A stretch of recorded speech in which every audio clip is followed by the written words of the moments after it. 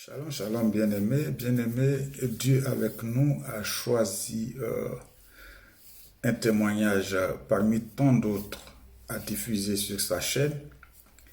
Et ce témoignage, bien-aimé, est un témoignage édifiant.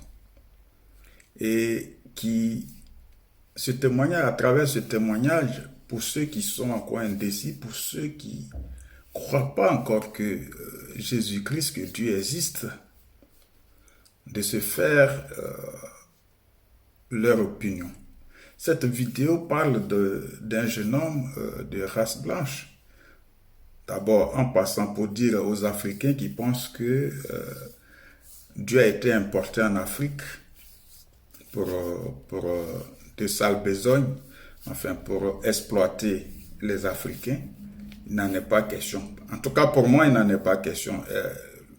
L'objet du pillage de l'Afrique a une autre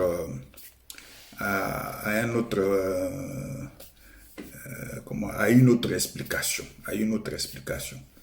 Mais pour ce qui est de Dieu, je ne pense pas que Dieu ait été importé en Afrique. Bref, donc ce témoignage pour plutôt dire aux jeunes de partout dans le monde que c'est le moment de saisir l'opportunité de se donner à Dieu. Parce que Dieu, il est amour.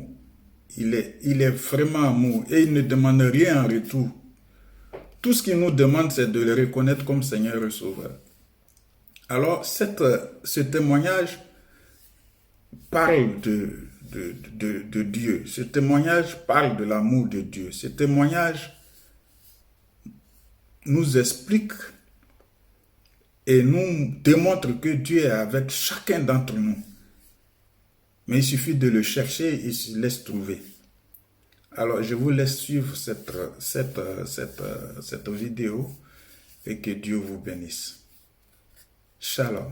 Alors j'ai tout fait, j'ai fait foyer, famille d'accueil, internat. Et il m'arrivait de fuguer et de me retrouver dans la rue. J'avais un contrôle judiciaire et on allait à la fête foraine juste pour se battre. On allait en ville, on pouvait essayer d'agresser des gens, on pouvait essayer de voler des gens, de racketter des gens. Et à un moment, je reçois un appel de ma sœur qui me dit écoute, maman va mourir. Maman, elle me dit même maman est quasiment morte. Et elle a fait une rupture d'anévrisme. À ce moment-là, je suis dans le dortoir, j'ai ma fierté et là j'explose. Je commence à pleurer, je commence à me dire comment je vais faire. Ma mère, c'est mon seul pilier. Comment je vais faire pour m'en sortir? Qu'est-ce qui va m'arriver?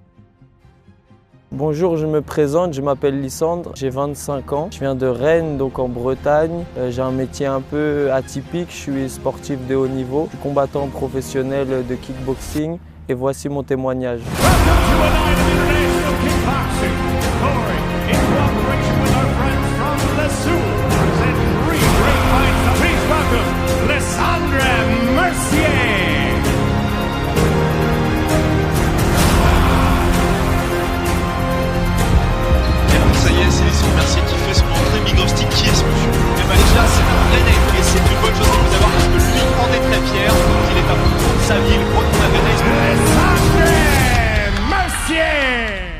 Donc j'ai grandi et je suis né à Rennes dans une famille monoparentale. J'ai grandi avec ma mère et ma sœur et très vite on a eu pas mal de problèmes familiaux. Donc très vite ma mère a perdu la garde de moi et de ma sœur. Ma sœur est retournée chez son père et moi j'ai été placé dans divers foyers.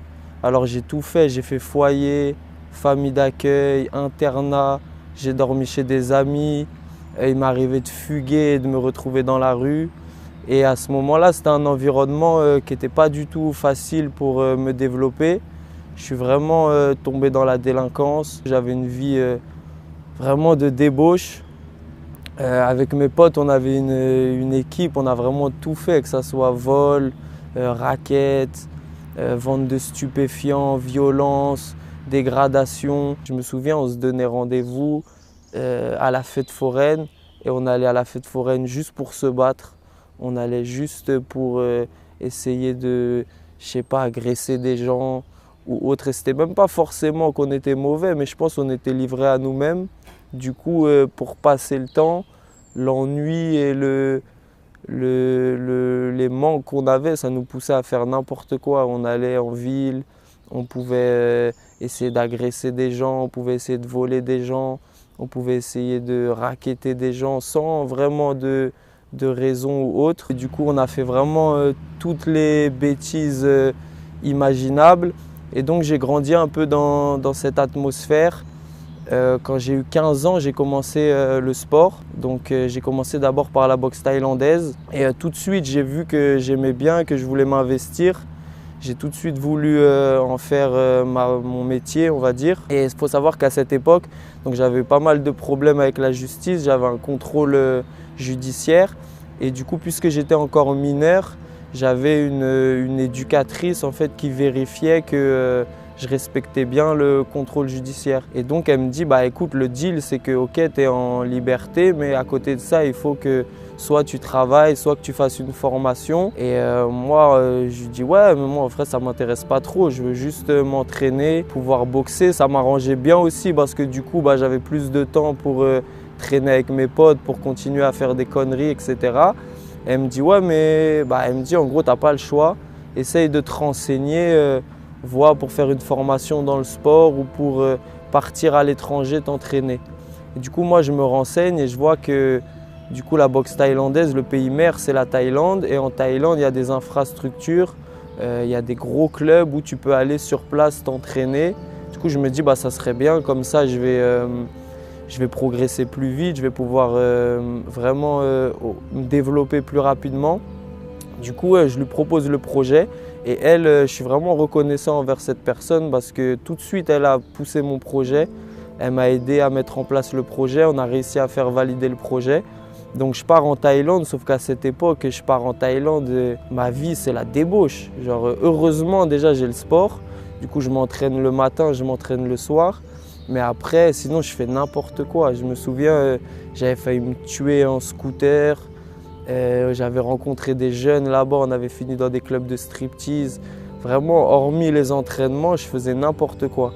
J'avais changé de camp d'entraînement, j'étais allé dans un camp moins cher parce que j'avais plus trop d'argent, un camp 100% thaïlandais. Et en fait, dans le camp, il y avait une sorte de grand dortoir avec plein de matelas par terre et on dormait tous en fait dans les dortoirs. Et à un moment, je reçois un message ou un appel, je sais plus, de ma sœur qui me dit bah écoute, maman va mourir. Maman, elle me dit même maman est quasiment morte. Et elle a fait une rupture d'anévrisme. Donc pour ceux qui ne connaissent pas, une rupture d'anévrisme, c'est que vous avez un vaisseau du cerveau qui explose. Donc le cerveau se remplit de sang et bah, souvent, si vous n'êtes pas très vite pris en charge, il peut avoir des séquelles ou même vous mourrez. Donc moi à ce moment-là, je suis dans le dortoir, j'ai ma fierté, je commence à avoir les larmes qui montent. Je me dis vas-y, je ne vais pas pleurer devant tout le monde. Je me souviens, je vais dans les toilettes, je m'enferme et là j'explose. Je commence à pleurer, je commence à me dire comment je vais faire. Ma mère c'est mon seul pilier, comment je vais faire pour m'en sortir, qu'est-ce qui va m'arriver. Et en fait, puisque j'avais rien, il ne me restait plus rien, c'est le moment où je m'en remets à Dieu. C'est le moment où je commence à parler à Dieu, je commence à prier. Et à ce moment-là, je ne prie même pas pour que ma mère elle soit sauvée parce que pour moi, elle était morte. Ma prière, c'était vraiment de dire, bon voilà, je sais que jusqu'ici, je n'ai pas rendu ma mère fière. Je sais que voilà, l'image que je lui ai montrée de moi, c'est une image dont elle pouvait avoir honte. Elle voulait que je fasse des études, j'ai très vite été déscolarisé. Elle a dû venir me chercher, je ne sais pas combien de fois en garde à vue. Mais Dieu, voilà, je sais que tu l'as reprise avec toi, mais laisse-moi, d'où elle est, lui montrer que je peux la rendre fière et qu'il puisse être fier de son fils. Il y a 2-3 jours qui passent et après je reçois une photo donc, de ma mère qui m'envoie une photo où elle est à l'hôpital avec plein de fils, elle est dans son lit d'hôpital. Et elle me met, ouais, bah, du coup, en fait, je suis sauvé, truc de fou, etc. Du coup, moi, sur le moment, je suis bouleversé, je rentre direct. Je prends le premier avion, je rentre en France. Sauf qu'à ce moment-là, je ne fais pas forcément le lien. Pour moi, c'est une coïncidence. Pour moi, je n'ai pas assez de foi ni de connaissances pour me dire que ça peut être une prière qui fait tout ça. Donc, je rentre à Rennes. Mais mine de rien, cette petite expérience, elle me pousse à me dire il faudrait peut-être que j'aille dans une église. Il faudrait peut-être que je commence à lire une Bible. Je pense que j'ai toujours cru en Dieu, mais je n'avais jamais eu les connaissances ou l'éducation nécessaire pour m'intéresser plus que ça. Et là, du coup, je commence à aller dans une église.